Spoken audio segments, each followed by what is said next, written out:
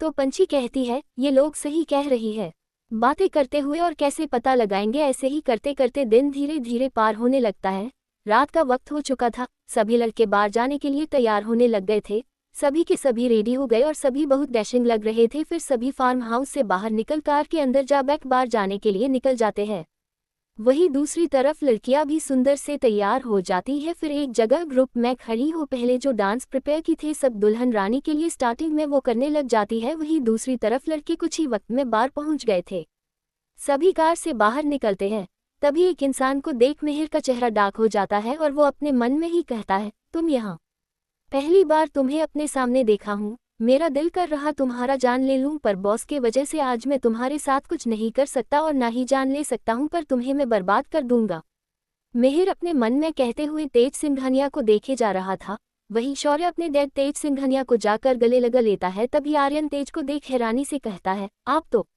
वो इतना कहा ही था कि तभी शौर्य कहता है, यही है जिन्होंने मेरा जान बचाया था और मैं ही एल्विश भी हूँ। ये सुन आर्यन, विवेक या शेलेक्स चारों ही हैरान थे। वैभव और मिहिर को छोड़कर शौर्य ने वैभव को सारा बात आने के बाद बता दिया था। वही अनुज कहता है, ओह मिस्टर एल्विश आप हो। अब समझ आया वो इतना मिस्ट्री मैन क्यों था। मिस्टर एल्विश सिर्फ इंडिया में नहीं बाहर भी अपने मिस्टीरियस पर्सनैलिटी के वजह से बहुत फेमस था। सभी फिर कुछ देर तक बाहर बात की, उसके बाद बार के अंदर चले गए। पूरा बार खाली था, बस बार में वही लोग थे। तभी वहां 3 लड़कियां भी आ गई और ये लोग आराम से बैठ गए। वेट्रेस भी आकर सभी के लिए पैक बना दी। तो लड़की का डांस देखते हुए सभी एंजॉय कर रहे थे। वहीं दूसरी तरफ मिहिर बस ड्रिंक पर ड्रिंक किए जा रहा था। तो विवेक उसकी तरफ देख कहता है, क्या हुआ मिहिर, तुम इतना ड्रिंक क्यों कर रहे हो। विवेक का सवाल सुन मिहिर कहता है, मेरे ड्रिंक करने से तुम्हें कोई प्रॉब्लम है। मिहिर के रुड जवाब को सुन विवेक भी उसके साथ ही ड्रिंक करने लगा। बस तभी मिहिर उसके 3 शिप पीने के बाद उसके हाथ से ग्लास ले टेबल पर रख उसे घूर कर देखता है। तभी विवेक कहता है, क्यों मेरे हाथ से ग्लास लिए, मुझे वापस दो। विवेक की बातों को सुन मिहिर उसके हाथ को पकड़ उसे बस कठोरता से देख कोल्ड आवाज में कहता है, मुझे चढ़ता नहीं है तुम्हारे तरह, पहले हैंडल करने सीख जाओ तब पीना। ये सुन विवेक अपने हाथ को छुड़ा डांस फ्लोर पर जा लड़की के हाथ को पकड़ उसे अपने करीब कर लेता है। विवेक को ऐसा करता देख मिहिर को बहुत गुस्सा आ रहा था। वहीं बाकियों को कुछ समझ नहीं आ रहा था तो सभी मिहिर की तरफ देखने लग जाते हैं। वहीं दूसरी तरफ लड़कियां बैठ अपने पति का बुराई किए जा रही थी। सभी औरतों का ये फेवरेट टॉपिक होता है। ऐना कहती है, लड़के शादी से पहले ही अच्छे होते हैं, शादी के बाद तो प्यार होता ही नहीं है। तभी कृतिका कहती है, सही कहा ऐना, अब तो ऐसा लगता है जैसे हमसे इंटरेस्ट ही खत्म हो गया हो। तभी ईशानी कहती है, यार वो लोग पक्का लड़की बुलाए होंगे। ये सुन कुसुम झट से कहती है, हमें देखने जाना चाहिए। ये सुन सभी कुसुम के बातों पर एग्री कर रहे थे। तभी पंछी कहती है, पर वो लोग किस बार में होंगे। पंछी के इस सवाल का तो किसी के पास जवाब नहीं था। वहीं दूसरी तरफ मिहिर विवेक के पास जा उसका हाथ पकड़ लड़की से दूर कर उसे अपने साथ ले जाने लगता है। तभी शौर्य और बाकी के लोग भी उन दोनों के पास जाते हैं तो मिहिर रुक जाता। तभी शौर्य उससे सवाल करता है, तुम्हें हो क्या गया है मिहिर, पहले तुम रुड बात किए विवेक से, उसके बाद उसे ऐसे ले जा रहे हो। शौर्य की बात को सुन मिहिर अपने कठोर आवाज में ही कहता है, ये हम दोनों का इशू है, आप लोगों को बीच में नहीं पड़ना चाहिए। ये पहली बार था जब मिहिर ऐसे बात कर रहा था शौर्य से। तो यश जा लड़कियों को पैसे दे जाने बोल देता है। वही शौर्य भी साइड हो मिहिर को जाने देता है। तभी विवेक अपने हाथ को छुड़ा कहता है, मिहिर ये हमारे बॉस है, तुम बॉस से ऐसे कैसे बात कर सकते हो। विवेक की बातों को सुन मिहिर कहता है, बॉस अब नहीं रहे। इतना कहने के बाद मिहिर की आंखों में आंसू भर जाता है। तभी शौर्य कहता है, सही कहा, मैं तुम्हारा बॉस नहीं भाई हूँ, तुम्हें बॉस बोलने का जरूरत नहीं है, मैं तुम दोनों को हमेशा अपना भाई माना हूँ और जिंदगी भर मानता रहूंगा। ये सुन मिहिर शौर्य के पास जा उसके गले से लग कहता है, क्यों आप ठीक हो गए तो हम लोगों के पास नहीं आए और सब अकेले किए, क्या आपको हम पर भरोसा नहीं था, आप हमारी जगह इस आदमी पर भरोसा किए, ये आपका हेल्प नहीं बल्कि अपना बिजनेस ग्रोथ करने के लिए आपको अपने पास रखा था। मिहिर का बात सुन मिस्टर सिंघानिया उसे हैरानी से देखे। वही शौर्य उसे खुद से अलग कर कहता है, ऐसा नहीं है मिहिर, और तुम डैड के लिए ऐसा क्यों कह रहे हो, इनके डूबते बिजनेस में हेल्प करना मेरा चॉइस था, और तुम्हें डैड से कोई प्रॉब्लम है क्या मिहिर, कल से देख रहा हूँ। ये सवाल सुन मिहिर अपने आंखों में आए आंसू को पोंछ जाने लग जाता है। शौर्य रोकना चाहता था पर वो रुका नहीं। वही तेज कहता है, शायद मेरा आना उसे अच्छा नहीं लगा, मैं जाता हूँ। इतना कहने के बाद वो जाने लगा। तभी शौर्य कहता है, नहीं डैड आप लोग एंजॉय करो, मैं उससे बात कर आता हूँ। इतना कहने के बाद वो जाने लग जाता है। वही बाकी के लोग जा बैठ जाते हैं और इस बारे में बात करने लगते हैं। वही शौर्य मिहिर के पास जाता है तो देखता है मिहिर बाहर कार से लग सिगरेट की कस लिए जा रहा था। तभी शौर्य उसके पास जा उसके बगल में लग कहता है, क्या हुआ मिहिर? शौर्य के सवाल पर मिहिर अपने चेहरे को झुका कहता है, कुछ नहीं बॉस। इतना कहने के बाद वो थोड़ी देर तक शांत खड़ा रहता है, फिर कहता है, सॉरी बॉस। मिहिर जब सॉरी कहता है तो शौर्य कहता है, मुझे सॉरी नहीं रीजन जानना है। ये सुन अपने चेहरे को उदासी से ही झुका अपने सिगरेट को नीचे गिरा अपने जूते से मसल कहता है, मैं तेज सिंघानिया को बर्बाद होते हुए देखना चाहता हूँ। ये सुन शौर्य हैरान था। वो हैरानी से ही सवाल करता है, पर क्यों? ये सवाल सुन गुस्से से भरे आवाज में ही मिहिर कहता है, उसके वजह से एक वक्त था जब मैं बर्बाद हुआ था और आज मेरा वक्त है, मैं उसे बर्बाद करके रहूंगा। मैंने ये प्रोजेक्ट डील और सब हाँ होने का इंतजार ही कर रहा था ताकि वो पैसा लगाए और मैं धीरे धीरे कर उसे बर्बाद करता जाऊं, पर मुझे पता चला वो एल्विस उनका कोई बेटा नहीं बल्कि आप हो। पर फिर भी मैं खुद को रोक नहीं सकता बॉस उसे बर्बाद करने के लिए।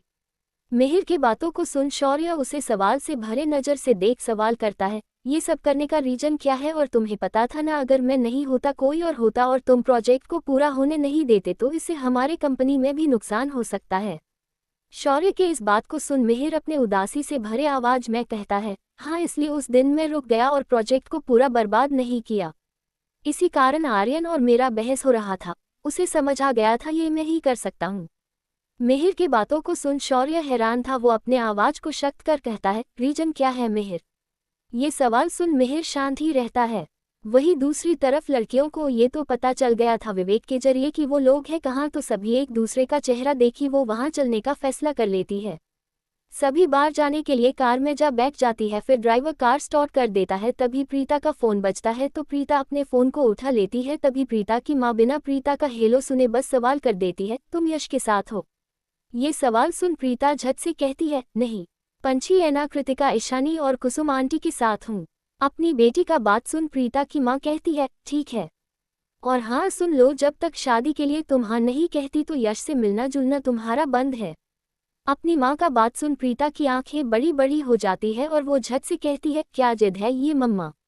हद है आपका, मैं आप। इससे आगे वो और कुछ कहती कि इससे पहले ही प्रीता की मम्मा कॉल कट कर देती है। तो सभी प्रीता की तरफ देख सवाल करते हैं, क्या हुआ? तो प्रीता गुस्से में जवाब देती है, मम्मा चाहती मैं शादी कर लूं पर मैं कैसे करूं, पापा हॉस्पिटल में है और मम्मा क्या क्या करेगी अकेले। प्रीता की बातों को सुन पंछी कहती है, प्रीता तुम शादी के बाद भी अपने पेरेंट्स का रिस्पॉन्सिबिलिटी निभा सकती हो। ये सुन कुसुम जी भी कहती है, हाँ पंछी सही कह रही है, और तुम्हारी माँ को तुम्हारी चिंता है इसलिए वो ऐसा कह रही है। सभी फिर उसे समझाने लगते हैं तो आखिर में वो समझ जाती है।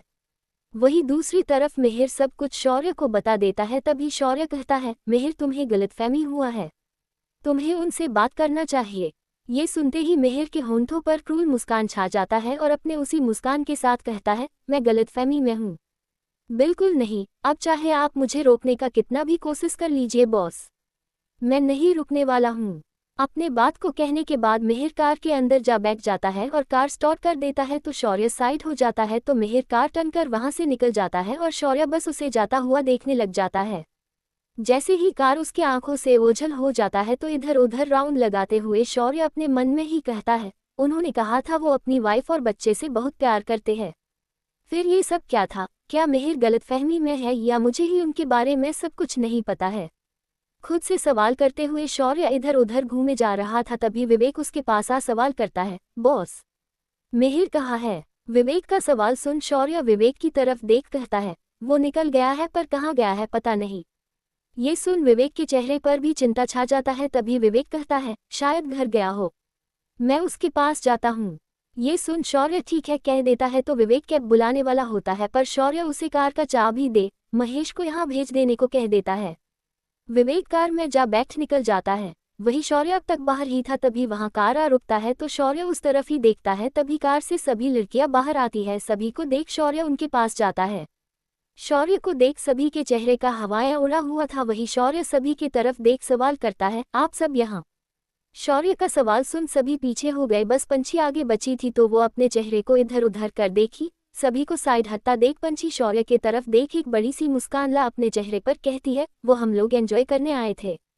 पंछी के बातों को सुन शौर्य टाइम देखता है, फिर कहता है, तुम कुछ भी कभी भी कर सकती हो लिटिल थिंग, पर रात को बाहर आना सही नहीं है। ये सुन पंछी अपना मुंह बना कहती है, तुम तो आए हो ना, तो हम लोग क्यों नहीं। शौर्य पंछी के साथ कोई बहस नहीं करना चाहता था, और वैसे भी शौर्य को पता था एंजॉय करने तो ये लोग नहीं ही आए होगी, क्योंकि ऐना के अलावा कोई ड्रिंक नहीं करता कभी और ना ही किसी को बर्दाश्त होता, तो जरूर जासूसी ही करने आए होंगी। तो शौर्य कहता है, ओके अंदर चले। सभी एक साथ हाँ में सिर हिला देती है, फिर सब बार के अंदर जाने लगती है। कुछ ही वक्त में सभी बार के अंदर आ जाते हैं, तो जो माहौल में टेंशन भरा था वो हैरानी में बदल जाता है। तभी सारे लड़के खड़े हो जाते हैं और सभी के मन में एक ही सवाल था जो शौर्य कर चुका था। जब शौर्य सभी के साथ आता है तो सभी वही सवाल करते, इससे पहले ही शौर्य जवाब दे देता है, ये लोग भी बार एंजॉय करने आए हैं। ये सुन वैभव के होंठों पर मुस्कान छा जाता है, वही अब भी सब क्या रिएक्ट करे उन्हें समझ नहीं आ रहा था। वही वैभव कुसुम के पास जा उसके हाथ को पकड़ कहता है, मेरे साथ चलो। इतना कहने के बाद वो उसे अपने साथ ले जाने लगता है, तो सभी उन दोनों को बस जाता हुआ देखने लगते हैं। तभी कुसुम अपने धीमे आवाज में कहती है, क्या कर रहे हो। सभी देख रहे हैं। ये सुन वैभव कहता है, बीवी हो तुम मेरी, तुम्हें पकड़ने का लीगली हक है, तो फिर जिसे देखना है देखने दो। वैभव की बातें हमेशा ऐसे ही होता, जिससे कुसुम का मुंह बंद हो जाता था। वो उसे अपने साथ बाहर ले जाता है। बाकी के अंदर एक दूसरे को देख सोच रहे होते हैं अब करे तो करे क्या, क्योंकि पहले ही मिहिर के ऐसे रिएक्शन से माहौल खराब हो चुका था। वही दूसरी तरफ विवेक फार्म हाउस जाता है, पर मिहिर फार्म हाउस में नहीं था, तो वो मेंशन के लिए निकल जाता है। वही बार में वैभव उसे बार के बालकनी के पास ले जा उसे पीछे से अपने बाहों में भर कहता है, देखने आई थी मैं लड़कियों के साथ हूं कि नहीं।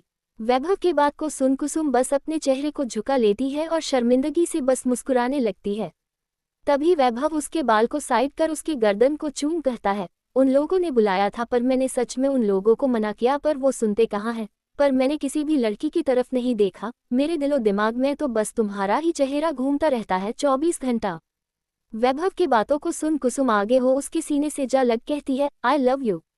जैसे ही कुसुम ये कहती है, वैभव उसे खुद से दूर कर हैरानी से उसे देखने लगता है, क्योंकि अभी तक सिर्फ वही बोलता आया था और कुसुम कभी कभी बस रिप्लाई दे देती थी, पर आज वो खुद से कह रही थी, तो उसे हैरानी से देखने के बाद खुशी से फिर गले लगा कहता है, आई लव यू बहुत सारा। वैभव की बातों को सुन कुसुम के होंठों पर मुस्कान छा जाता है। वही वो सब एक साथ बैठे थे। ड्रिंक देख हैना का नजर ड्रिंक पर जाता है, तभी जिस ग्लास में ड्रिंक था उसे उठा आर्यन गटक कहता है, तुमसे ड्रिंक हैंडल नहीं होता है तो तुम ड्रिंक नहीं कर सकती हो, नहीं तो ड्रिंक कर, पता नहीं आज क्या तमाशा करोगी। आर्यन की बातों को सुन ऐना अपने होंठों का पाउट बना देती है और आर्यन को घूर घूर कर देखने लगती है। वही दूसरी तरफ विवेक मेंशन पहुंचा, पर मिहिर मेंशन में भी नहीं था, तो वो खुद में ही कहता है, फार्म हाउस में नहीं है, यहाँ नहीं है तो गया कहाँ। खुद से ये सवाल करने के बाद उसे एक जगह याद आया, तो वो झट से उस जगह जाने के लिए अपने कार में जा बैठ कार स्टार्ट कर देता है। वही दूसरी तरफ वैभव कुसुम भी अंदर आ जाते हैं और सभी एंजॉय करने लगते हैं साथ, पर एंजॉय के साथ साथ कुछ वक्त जो पहले हुआ था, शौर्य, आर्यन, एलेक्स, वैभव, यश, अनुज और तेज सभी सोचे भी जा रहे थे। कुछ वक्त पार हो जाता है, वही विवेक मिहिर के बैचलर बेडरूम में पहुंच जाता है। वहां पहुंचने के बाद वो अपने कार से बाहर निकल बिल्डिंग के अंदर जा एलिवेटर के अंदर जाता है, फिर जल्दी से फ्लोर नंबर क्लिक कर देता है। फिर कुछ ही वक्त में एलिवेटर ऊपर जा रुक जाता है और एलिवेटर का दरवाजा खुल जाता है। जैसे ही एलिवेटर का दरवाजा खुलता है, वो झट से बाहर निकल मिहिर के बैचलर पैड फ्लैट के पास जा दरवाजा नॉक करता है, तो मिहिर का कोल्ड आवाज उसके कान में पड़ता है, कौन। मिहिर के कोल्ड आवाज में पूछे गए सवाल पर विवेक थोड़ा सहमे हुए कहता है, मैं। विवेक की आवाज को सुन अपने कठोर आवाज में ही मिहिर कहता है, चले जाओ यहाँ से, अभी मुझे अकेले रहना है। मिहिर की बातों को सुन विवेक अपने डर को साइड कर हिम्मत के साथ कहता है, मुझे पता है तुम किसी लड़की को यहाँ लाए हो, इसलिए दरवाजा नहीं खोल रहे हो ना।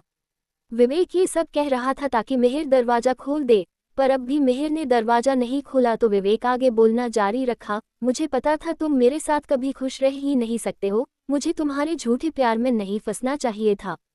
जो शुरू से लड़कियों के करीब रहा हो उसे कभी एक लड़का से प्यार। वो इतना कहा ही था कि तभी दरवाजा खुल गया। जैसे ही दरवाजा खुला, विवेक सीधा खड़ा हो गया था, क्योंकि सैर की गुफा में हाथ डालने का वो कोशिश किया था, तो अब भुगतना तो उसे था ही। मिहिर ने विवेक का हाथ पकड़ा और उसे अंदर कर दरवाजा बंद कर अपने साथ अंदर पूरे फ्लैट में चक्कर कटवाते हुए अपने कठोर आवाज में सवाल किया है, कहाँ है लड़की बताओ। मिहिर के सवाल पर विवेक चलना बंद कर दिया तो मिहिर भी रुक उसके तरफ अपने कठोर नजर से देखा। तभी विवेक अपने हाथ को छुड़ा उसके गले से जा लग कहता है, मुझे पता था तुम ऐसे ही दरवाजा खोलते इसलिए ये सब कहा। मुझे बहुत अच्छे से पता है तुम सिर्फ मुझसे प्यार करते हो और अब मेरे अलावा तुम अपने जिंदगी में किसी को नहीं चाहते हो। विवेक की बातें हरकतें मिहिर का गुस्सा शांत करवा देता था। तभी विवेक उसके गले से लगे अपने बात को बोलने के बाद सवाल करता है, बताओ ना मिहिर अपने विवेक को, क्या बात है, क्यों तुम आज ऐसे बर्ताव किए, और क्यों कुछ दिन से तुम बहुत बदले बदले से बर्ताव कर रहे हो। एक ही साथ विवेक के इतने सारे सवाल को सुन मिहिर एक गहरी सांस भर कहता है, वो तेज सिंघानिया मेरा बाप है। ये सुन विवेक के होश उड़ जाते हैं और वो झट से उससे दूर हो उसे हैरानी से देखने लगता है। फिर वो उसी हैरानी के साथ कहता है, क्या, पर तुम्हें कैसे पता चला, किसने तुम्हें ये सब बताया है। विवेक के सवाल को सुन मिहिर उसका हाथ पकड़ उसे अपने साथ सोफे पर ले जा खुद बैठ। विवेक को भी बैठा अपने बाहों में ही भर कहता है, उसी इंसान ने मुझे बताया है जो उस दलदल में जाने पर मजबूर किया था जहां से बॉस मुझे निकाल कर लाए थे। उसने मुझे सबूत के साथ दिखाया कि मैं माहिरा का बेटा हूं और तेज सिंघानिया ने मेरी मॉम का यूज कर उन्हें छोड़ दिया था। ये बात जानने के बाद विवेक को धक्का लगा। उसने सोचा भी नहीं था कि ऐसा कुछ बात हो सकता है। तभी मिहिर गुस्से में आगे बोला, ये बात मुझे बॉस के जाने के कुछ मंथ बाद पता चला था तो फिर मैं उस आदमी को बर्बाद करने के लिए उसका पूरा सिस्टम हैक कर सब कुछ बर्बाद कर दिया था। पर बॉस ने उसकी कंपनी को फिर स्टेबल कर दिया और सिक्योरिटी सिस्टम बॉस का बनाया हुआ तोड़ना बहुत मुश्किल था। जब मैं सिक्योरिटी सिस्टम को तोड़ नहीं पा रहा था तो मुझे बार बार बॉस का बनाया हुआ सिक्योरिटी सिस्टम लग रहा था। तो मैंने बहुत पता किया आखिर ये मिस्टर एल्विस कौन है। फिर मेरे दिमाग में एक आइडिया आया, उस कंपनी के साथ डील किया जाए ताकि मुझे पता चले वो कौन है और मैं तेज सिंघानिया को कैसे बर्बाद कर ऐसा मौत दूं कि वो तड़प तड़प के मरे। फिर कुछ साल की मेहनत के बाद उस कंपनी के साथ डील फिक्स हो गया जैसा तुम जानते हो। उसके बाद मैंने प्लान बनाया उसे बर्बाद करने का। मुझे पता था इसमें हम लोग का भी इक्वल नुकसान होता, पर पूरा नुकसान कैसे रिकवर करना है मैं पूरा प्लान बना लिया था। सब प्लान के अकॉर्डिंग ही चल रहा था। पर जिस दिन डील करने गए मुझे पता चल गया कि मिस्टर एल्विस और कोई नहीं हमारे बॉस है। उस वक्त मैं क्या रिएक्ट करूं मुझे कुछ समझ नहीं आ रहा था। एक तरफ मैं खुश था, दूसरी तरफ मेरा बदला। इतना कहने के बाद वो शांत हो जाता है। तभी विवेक उसके हाथ में अपना हाथ रख कहता है, मिहिर जिस आदमी ने तुम्हें दलदल में धकेला था सिर्फ उसका सबूत के बेसिस पर किसी को जज मत करो। विवेक की बातों को सुन मिहिर कहता है, विवेक क्या तुम्हें सच में लगता है मैंने कुछ पता नहीं किया होगा। मैं खुद वो हॉस्पिटल गया, वहां जाने के बाद अपना जन्म का पता किया और मुझे पता चला सही से खाने पीने और स्ट्रगलिंग लाइफ के वजह से मॉम मुझे जन्म देते ही मर गई। उसके बाद में उनका पूरा पास पता किया। मेरी मॉम एक अनाथ लड़की थी, वो पढ़ने में बहुत इंटेलिजेंट थी। उनका एडमिशन टॉप कॉलेज में, वो भी फुल स्कॉलरशिप के साथ हुआ था। उसी कॉलेज में तेज सिंघानिया भी था, दोनों अच्छे दोस्त थे। दोनों के साथ फिर उन्होंने मेरी मॉम के साथ कॉलेज के फेयरवेल में उन्हें ड्रंक किया, फिर उनके ड्रंक हालत में उनका इस्तेमाल किया था। पूरी स्टोरी को सुनने के बाद विवेक के होश उड़ गए, क्योंकि तेज को देख विवेक को ऐसा नहीं लगा था कि वो ऐसा कुछ कर सकता था। और अगर ये मिहिर खुद पता किया है तो बिल्कुल सही होगा, क्योंकि वो अपने मिहिर को बहुत अच्छे से जानता है। वो जो कुछ भी पता करता है वो कभी गलत हो ही नहीं सकता था। धीरे धीरे वक्त पार होने लगा। कल से शादी का प्रिपरेशन स्टार्ट करना था तो वैभव, कुसुम, पंछी, कृतिका, अनुज, यश, प्रीता ये सब देशमुख मेंशन जाने के लिए, वही ईशानी, एना, एलेक्स, आर्यन चारों गोइंका मेंशन के लिए निकल जाते हैं। वही शौर्य को तेज से कुछ बात करना था, इसलिए वो सभी को जाने का बोल तेज के साथ बार में ही रुक जाता है। सभी के जाने के बाद तेज सवाल करता है, क्या हुआ बेटा। तेज के सवाल पर शौर्य अपने कठोर आवाज में सवाल करता है, आप माहिरा को जानते हो, जो एक अनाथ लड़की थी। ये सवाल सुन तेज का चेहरा ब्लैंक पड़ जाता है। उसके चेहरे का एक्सप्रेशन देख शौर्य को भी समझ आ जाता है कि वो उसे जानता है। तो गुस्से में शौर्य कठोरता के साथ तेज को देख उसके जवाब दिए बिना ही कहता है, मैं आपको अच्छा इंसान समझा था, पर मैं बेवकूफ़ था। आप तो घटिया निकले। कैसे आप किसी लड़की का इस्तेमाल कर उसे प्रेग्नेंट कर छोड़ सकते हो। ये सुन तेज हैरानी से भरे आवाज में कहता है, प्रेग्नेंट? पर मुझे इस बारे में कुछ नहीं पता है। तेज का ये बात सुन अपने कठोर आवाज में देख कहता है, आपको तो बस इस्तेमाल करना था, बाकी वो प्रेग्नेंट हुई या क्या, इससे आपको मतलब ही क्या था। शौर्य की बातों को सुन वो झट से कहता है, ऐसा नहीं है शौर्य, तुम्हें आधा बात पता है। और किसने बताया है तुम्हें ये बात। तेज के बात और सवाल को सुन शौर्य अपने कोल्ड आवाज में कहता है, आपके बेटे ने। ये सुन तेज अपने धीमे आवाज में कहता है, मेरा बेटा।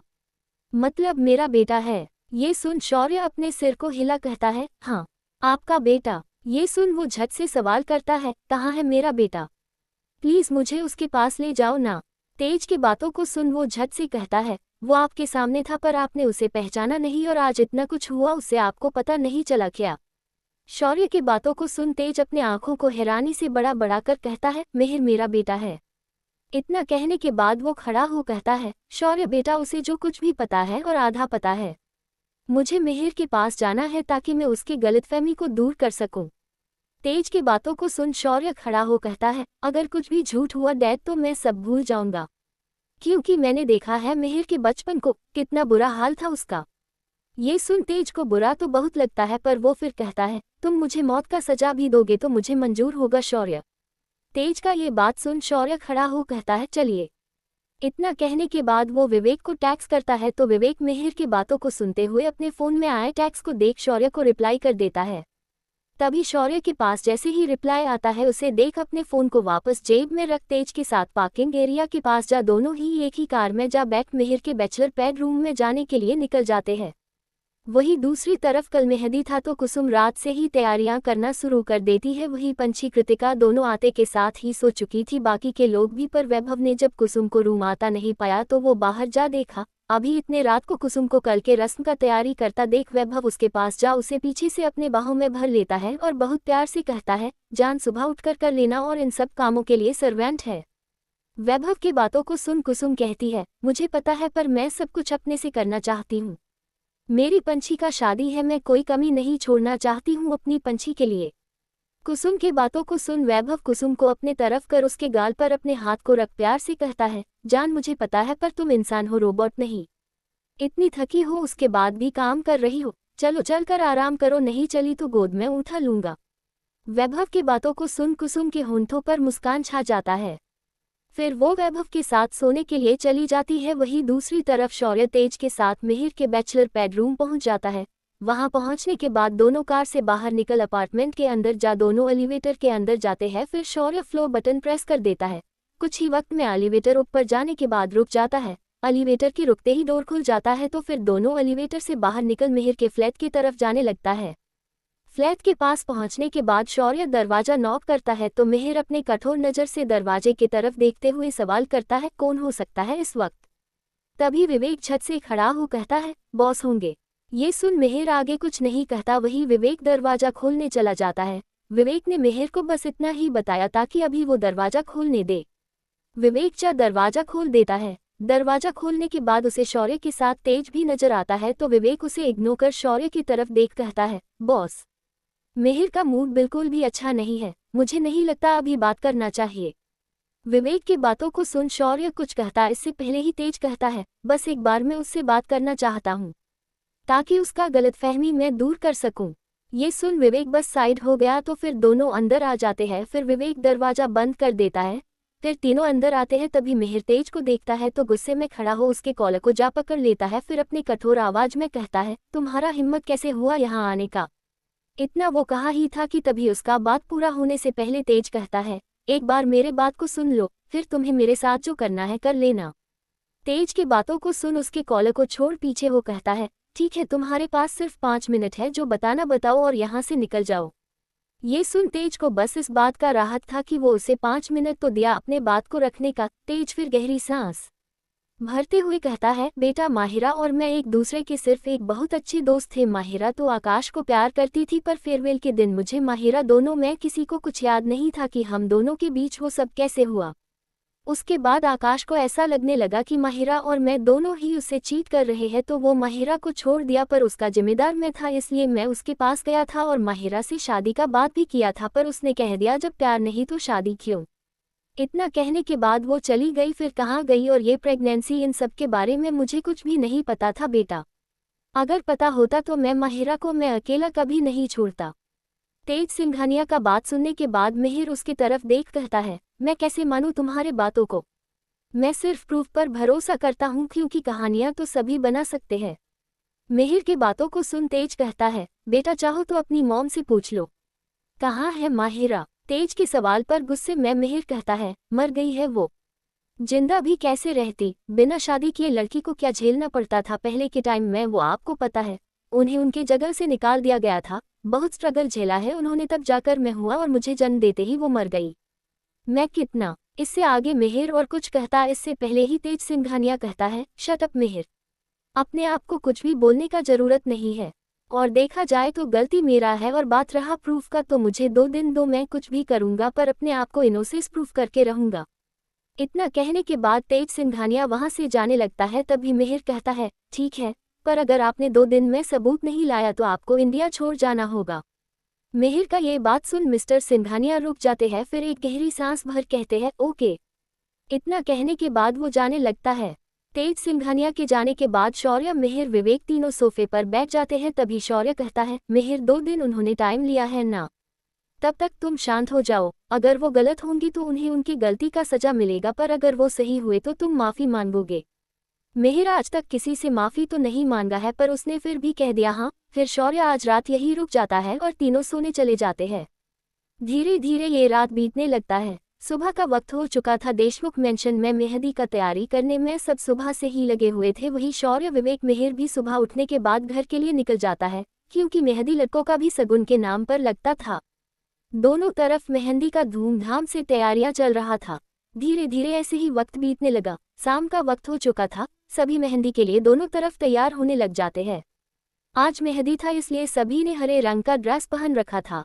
हरे रंग के लहंगे में पंछी बहुत खूबसूरत दिख रही थी। वही प्रीता, कुसुम, कृतिका भी सभी नीचे आ बैठ गई, और परिवार के सभी बड़े भी आ चुके थे। आज खुशी ने हरे रंग का सुंदर सा फ्रॉक पहन रखा था। वो भी सभी के साथ मेहंदी लगवाने के लिए बैठ चुकी थी, और लड़कों का कोई काम था नहीं तो यश, प्रतीक, अनुज, वैभव, वैभव के पिता ससुर जी और कुसुम का भाई सभी एक साथ एक रूम में बैठ बातें कर रहे थे। वही दूसरी तरफ शौर्य ने सगुन के नाम पर आना ताकि करते हुए मेहंदी ना लगवा, बस पंछी का नाम अपने होंठ में लिखवाने के बाद सबके साथ बातें करने लगा। वही बेचारी अना घर पर अकेले थी तो वो अकेले ही अपने हाथ पैर में सुंदर से मेहंदी लगवाने लगी। तभी आर्यन उसके पास जा कहता है, मेरा नाम लिखवाना मत भूलना। आर्यन के बातों को सुन ऐना के होंठों पर मुस्कान छा जाता है। फिर आर्यन उसके पास ही बैठ जाता है ताकि उसे अकेलापन ना लगे। वही दूसरी तरफ पंछी के हाथ में मेहंदी लग रहा था। तभी मेहंदी वाली नाम पूछती है तो पंछी शर्माते हुए मुस्कुराकर कहती है, शौर्य। ये नाम सुन वो मेहंदी में शौर्य का नाम लिख देती है। तभी खुशी कहती है, खुशी भी नाम लिखवाएगी। ये सुन कृतिका मुस्कुराकर कहती है, पर नाम तो पति का लिखा जाता है, और तुम्हारा तो कोई पति नहीं है बच्चा।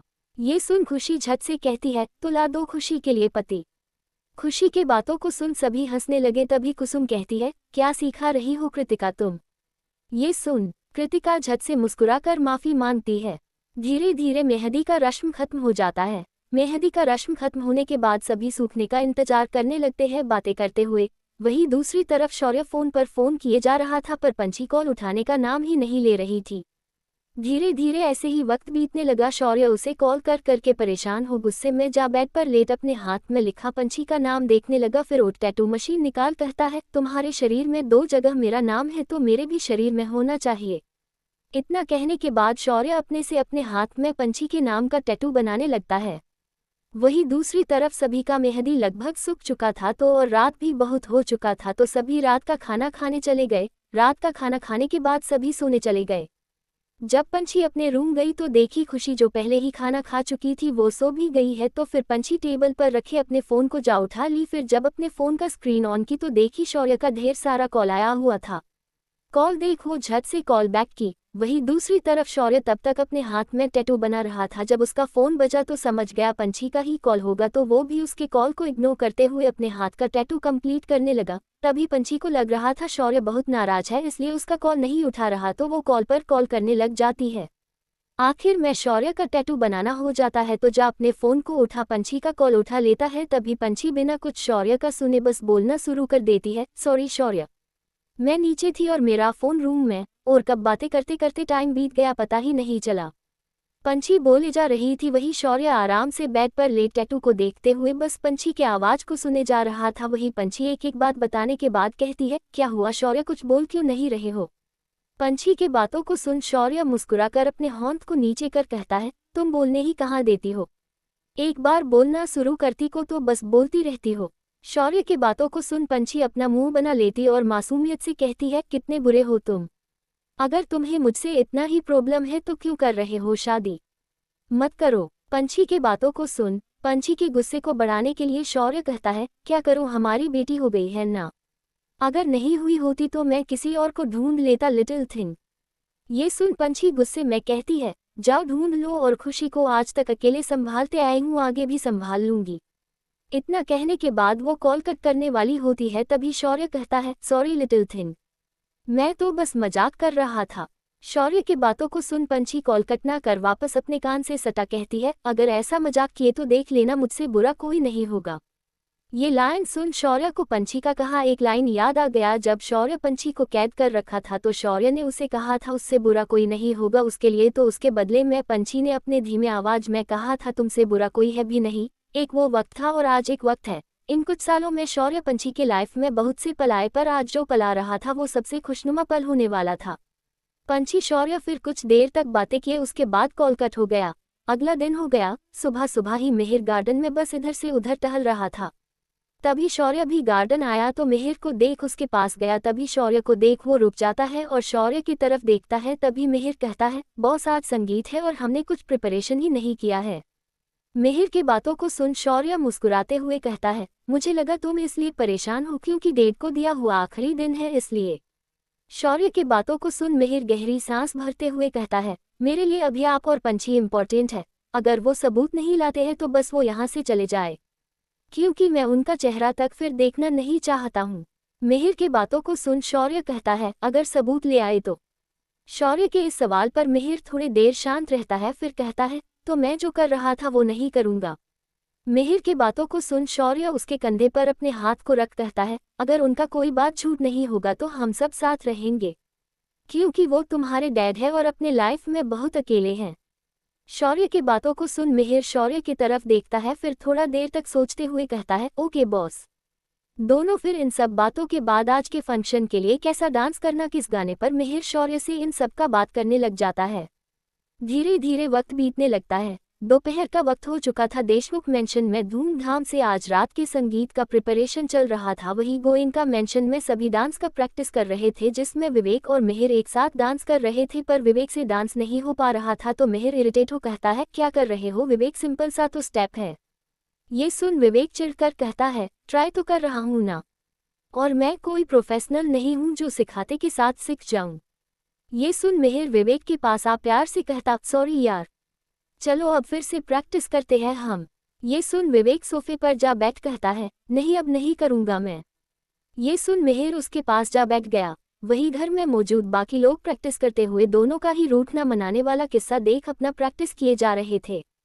तभी दरवाजे का बेल रिंग हुआ तो सभी रुक जाते हैं। वही सर्वेंट जा दरवाजा खोल देता है। दरवाजा खुलते ही सामने तेज खड़ा होता है तो फिर सर्वेंट साइड हो जाता है तो तेज अंदर जाने लगता है।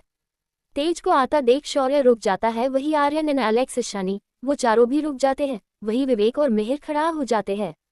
तेज सभी के पास आया तो एना ईशानी नमस्ते कर देते हैं। फिर शौर्य तेज को अपने साथ ले जाने लगता है। वही मिहिर और विवेक भी जाने लगते हैं।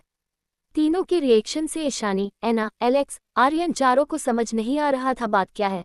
वही दूसरी तरफ शौर्य, मिहिर, विवेक, तेज चारों स्टडी रूम में आ जाते हैं। स्टडी रूम में आते हुए विवेक दरवाजा बंद कर देता है। फिर अंदर आने के बाद चारों बैठ जाते हैं। बैठने के बाद मिहिर अपने कठोर आवाज में कहता है, दिखाए या खाली हाथ आए हैं। मिहिर की बातों को सुन तेज अपने फोन निकाल कॉल करता है। फिर कॉल स्पीकर पर कर देता है। तभी दूसरे साइड से एक आवाज आता है, हेलो। आदमी के आवाज को सुन तेज कहता है, हेलो। तभी उस आदमी का सवाल सुनाई देता है, कौन बोल रहा है।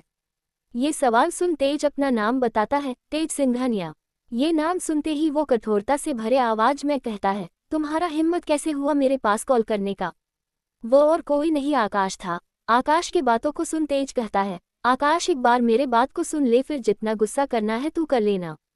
तेज की बातों को सुन आकाश कहता है, क्या सुन लूँ। हाँ, तुमने और माहिरा ने जो मेरे साथ किया था वो कम था जो आज कॉल कर पुराने यादों को मेरे सामने ला, मेरे पुराने जख्मों को खुरेद रहे हो। वो जो कुछ भी कह रहा था मिहिर, विवेक और शौर्य भी सुन रहा था। तभी तेज एक गहरी सांस भर कहता है, देखो आकाश, जो कुछ भी हुआ था वो एक गलती था, पर तुम अपने जिद के कारण सब कुछ खत्म कर दिए। तेज की बातों को सुन आकाश के आंखों में आंसू भर जाता है और वो उदासी से कहता है, अगर गलती था तो वो क्यों नहीं कभी मेरे पास आ सब कुछ क्लियर की। तुम दोनों मेरे बेस्ट फ्रेंड थे, मैं भूल जाता अगर वो मेरे पास आ मुझे समझाती तो। इतना कहने के बाद एक गहरी सांस भर आकाश आगे कहता है, वैसे अब क्यों कॉल किए हो और माहिरा कैसी है, क्या तुम दोनों ने शादी कर लिया था? आकाश के बातों को सुन तेज उदासी से कहता है, नहीं, वो मुझसे शादी ही नहीं करना चाहती थी तो मुझे लगा वो वापस तुम्हारे पास होगी, पर मुझे हाल में ही पता चला वो तुम्हारे मेरे किसी के पास नहीं आई क्योंकि वो प्रेग्नेंट थी, फिर बच्चे के होते ही वो। इतना कहने के बाद वो रुक जाता है, तभी आकाश छत से खड़ा हो चिल्लाकर परेशान होते हुए कहता है, वो क्या हुआ उसे बोलो। आकाश के बातों को सुन गहरी सांस भर कहता है, शी इज डेड। ये सुनते ही आकाश शांत हो जाता है और उसके आंखों से आंसू गिरने लगता है, फिर वो रोते हुए ही कहता है, सब मेरे कारण हुआ है। उस दिन जब मैं तुम दोनों को एक रूम में देखा वो कितना समझाई मुझे कि दोनों के बीच जो कुछ भी हुआ है अनजाने में हुआ है जिसका तुम दोनों को कोई एहसास नहीं, पर मैं बिना कुछ सुने वहां से चला गया और उसे कह दिया था वो मेरे लिए मर गई है। इतना कहने के बाद वो रोने लगता है। वही तेज कहता है, आकाश मैं तुमसे बाद में बात करता हूँ। आकाश रोए जा रहा था, उसने कोई जवाब नहीं दिया तो बस तेज ने कॉल कट कर दिया। तभी मिहिर तेज की तरफ देखा तो तेज मिहिर की तरफ देख कहता है, अब भी तुम्हें भरोसा नहीं है? कितने मुश्किल से मुझे आकाश का नंबर मिला और जैसे ही मुझे नंबर मिला मैं तुम्हारे पास आ गया बेटा, ये प्रूफ करने की मैं गलत नहीं बोल रहा हूँ। और इतना कहने के बाद अपने कॉलेज टाइम का फोटोज तेज मिहिर को दिखाते हुए कहता है, देखो बेटा इन तस्वीरों को, अगर माहिरा मुझसे प्यार करती या मैं उसे प्यार में फंसा कर उसे धोखा दे रहा होता तो वो मेरे सामने ही आकाश के साथ उसके इतने करीब वो फोटो क्यों क्लिक करवाती? तेज अपने आप को इनोसेंट प्रूफ किए जा रहा था। तभी मिहिर कहता है, ये सब ठीक है, पर फिर वो मुझे आपके खिलाफ भड़का क्यों रहा था? क्यों वो चाहता था मैं आपको बर्बाद करूं? ये सुन तेज सवाल करता है, कौन? तभी मिहिर गहरी सांस भर कहता है, जो मुझे बचपन में अपने पास रखा था, नरेन। ये नाम सुनते ही तेज झट से सवाल करता है, नरेन मल्होत्रा? पूरा नाम सुन मिहिर अपने चेहरे को हाँ मैं हिला कहता है, मुझे नहीं पता था वो मेरे बेटे को इस्तेमाल करेगा मुझे बर्बाद करने में। तेज की बातों को सुन मिहिर बस उसे देख रहा होता है। तभी शौर्य सवाल करता है, मतलब वो ऐसा कर क्यों रहा है? शौर्य के सवाल को सुन तेज गुस्से से कहता है, बात बस इतनी है कि जिससे मैं प्यार करता था उसे वो भी चाहता था, तो पता नहीं मुझे हर बार लगता है ये सब जो हुआ था वो उसने ही किया है, पर मेरे पास माहिरा के पास कोई सबूत नहीं था। मेरी वाइफ ने मुझ पर भरोसा कर लिया और मेरे साथ शादी कर ली, पर आकाश ने माहिरा पर भरोसा नहीं किया। ये सुन मिहिर कहता है, अगर ये सब उसका काम हुआ तो मैं उसका जान ले लूंगा। इतना कहने के बाद वो गुस्से में अपने हाथ का मुट्ठी बांध लेता है। फिर अभी के लिए शौर्य मिहिर को शांत कर और सिचुएशन को हैंडल कर शाम के फंक्शन का सब तैयारियां करने लगता है। धीरे धीरे वक्त बीतने लगता है। शाम का वक्त हो चुका था, सभी लोग संगीत का प्रिपरेशन कर चुके थे और अब सभी संगीत के लिए तैयार होने लगे। संगीत के लिए तैयार होने के बाद गोयनका मेंशन से सभी निकल जाते हैं देशमुख मेंशन जाने के लिए।